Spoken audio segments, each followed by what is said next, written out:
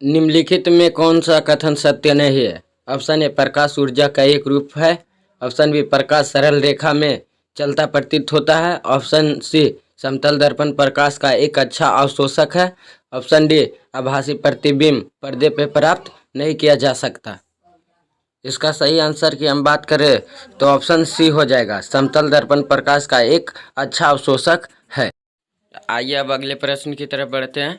प्रश्न नंबर 2 में दिया गया है, किस समतल दर्पण की फोकस दूरी का मान होता है? ऑप्शन ए 0, ऑप्शन बी 0 एवं अनंत के बीच, ऑप्शन सी अनंत, ऑप्शन डी इनमें से कोई नहीं। इसकी सही आंसर की हम बात करें तो ऑप्शन सी अनंत। आइए अब अगले प्रश्न की तरफ बढ़ते हैं। गोलीय दर्पण के ध्रुव के वक्रता केंद्र की दूरी को कहते हैं? ऑप्शन ए फोकस दूरी, ऑप्शन बी वक्रता त्रिज्या, ऑप्शन सी वक्रता व्यास, ऑप्शन डी इनमें से कोई नहीं। इसका सही आंसर की हम बात करें तो ऑप्शन बी वक्रता त्रिज्या। आइए अगले प्रश्न की तरफ बढ़ते हैं। प्रश्न नंबर 4 में दिया गया है, वस्तु से बड़ा आभासी प्रतिबिंब किस दर्पण से प्राप्त होता है? ऑप्शन ए अवतल दर्पण से, ऑप्शन बी उत्तल दर्पण से, ऑप्शन सी समतल दर्पण से, ऑप्शन डी इनमें से कोई नहीं। तो इसका सही आंसर हो जाएगा ऑप्शन ए अवतल दर्पण से। आइए अगले प्रश्न की तरफ बढ़ते हैं। प्रश्न नंबर 5 में दिया गया है, एक उत्तल गोलीय दर्पण से प्रतिबिंब बनता है? ऑप्शन ए आभासी, ऑप्शन बी वास्तविक, ऑप्शन सी आकार में बड़ा, ऑप्शन डी उल्टा। इसका सही आंसर की हम बात करें तो ऑप्शन ए आभासी। किस समतल दर्पण द्वारा आवर्धन होता है? Option A -1, option B +1, option C 0, option D इनमें से कोई नहीं। इसकी सही आंसर की हम बात करें तो ऑप्शन बी +1। प्रश्न नंबर 7 में दिया गया है कि वायु का निरपेक्षण अपवर्तनांक सबसे अधिक होता है? ऑप्शन ए 1 के बराबर, ऑप्शन बी 1 से कम, ऑप्शन सी 1 से अधिक, ऑप्शन डी 0। इसका सही आंसर की हम बात करें तो ऑप्शन सी 1 से अधिक।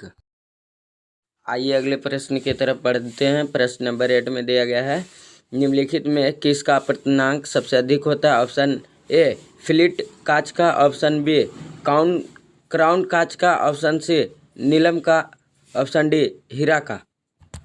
इसकी सही आंसर की हम बात करें तो ऑप्शन डी हीरा। आइए अब हम अगले प्रश्न की तरफ बढ़ते हैं। प्रश्न नंबर 9 में दिया गया है, निम्नलिखित में किसका अपवर्तनांक सबसे कम होता है? ऑप्शन ए पानी, ऑप्शन बी टार्पिन, option C kerosene, option D benzene. इसकी सही आंसर की हम बात करें तो ऑप्शन ए पानी। आइए अब प्रश्न नंबर 11 की तरफ बढ़ते हैं। प्रश्न नंबर 11 में दिया गया है, आँख का रेटिना कैमरे के किस भाग जैसा काम करता है? Option A shutter, option B द्वारक, option C lens, option D film. इसकी सही आंसर की हम बात करें तो ऑप्शन डी फिल्म। अभी तक आप अगर मेरे चैनल को सब्सक्राइब नहीं किया हो तो प्लीज़ मेरे चैनल को सब्सक्राइब कर लें, बटन को दबाना ना भूलें। प्रश्न नंबर 11, सर्च लाइट का परावर्तक सतह होता है? ऑप्शन ए उत्तल, ऑप्शन बी अवतल, ऑप्शन सी समतल, ऑप्शन डी उत्तल और अवतल दोनों। तो इसके सही आंसर की हम बात करें तो ऑप्शन बी अवतल। आइए प्रश्न नंबर 12 की तरफ बढ़ते हैं। प्रश्न नंबर 12 में दिया गया है, दाढ़ी बनाने में कौन सा दर्पण का उपयुक्त होता है? ऑप्शन ए समतल, ऑप्शन बी उत्तल, ऑप्शन सी अवतल, ऑप्शन डी इनमें से कोई नहीं। तो इसकी सही आंसर की हम बात करें तो ऑप्शन सी अवतल दर्पण का उपयुक्त होता है। आइए प्रश्न नंबर 13 की तरफ बढ़ते हैं। प्रश्न नंबर 13 में दिया गया है, किस दर्पण में केवल आभासी प्रतिबिंब बनेगा? ऑप्शन ए समतल दर्पण, ऑप्शन बी अवतल दर्पण, ऑप्शन सी उत्तल दर्पण या ऑप्शन डी समतल तथा उत्तल दोनों। तो इसके सही आंसर की हम बात करें तो ऑप्शन डी समतल तथा उत्तल दोनों। प्रश्न नंबर 14 में दिया गया है कि समतल दर्पण में प्रतिबिंब की प्रकृति क्या होती है? ऑप्शन ए वास्तविक, ऑप्शन बी वास्तविक तथा सीधा, ऑप्शन सी वास्तविक और उल्टा, ऑप्शन डी आभासी तथा बराबर। तो इसके सही आंसर की हम बात करें तो ऑप्शन डी आभासी तथा बराबर। आइए प्रश्न नंबर 15 की तरफ बढ़ते हैं। प्रश्न नंबर 15 में दिया गया है गोलीय दर्पण की फोकस दूरी उसकी वक्रता त्रिज्या की ए आधी होती है, ऑप्शन बी दुगनी होती है, ऑप्शन सी तिगुनी होती है, ऑप्शन डी चौथाई होती है। इसकी सही आंसर की हम बात करें तो ऑप्शन ए आधी होती है।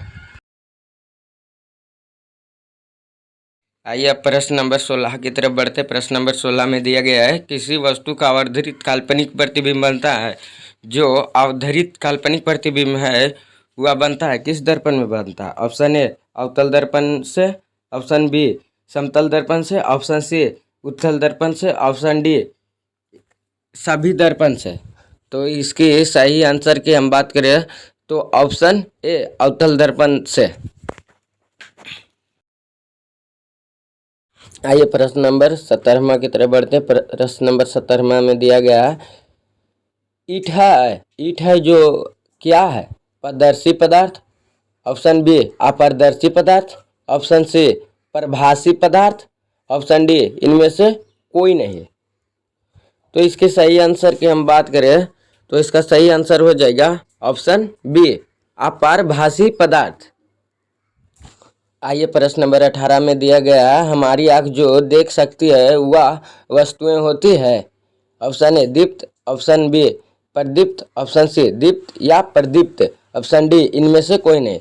तो इसका सही आंसर हो जाएगा ऑप्शन सी दीप्त या प्रदीप्त। आइए प्रश्न नंबर 19 में दिया गया है संयुग्मी फोकस संभव है केवल? ऑप्शन ए उत्तल दर्पण में, ऑप्शन बी अवतल दर्पण में, ऑप्शन सी समतल दर्पण में, ऑप्शन डी साधारण कांच में। तो इसका सही आंसर हो जाएगा ऑप्शन बी अवतल दर्पण में। आइए प्रश्न नंबर 20 में दिया गया है एक उत्तल दर्पण की फोकस दूरी 20 सेंटीमीटर है तो उसकी वक्रता तिर्यक होगी। तो इसका आंसर दिया गया है option A 10 centimetre, option B 15 centimetre, option C 20 centimetre या ऑप्शन डी 40 सेंटीमीटर। तो इसकी सही आंसर की हम बात करें तो ऑप्शन डी हो जाएगा 40 सेंटीमीटर।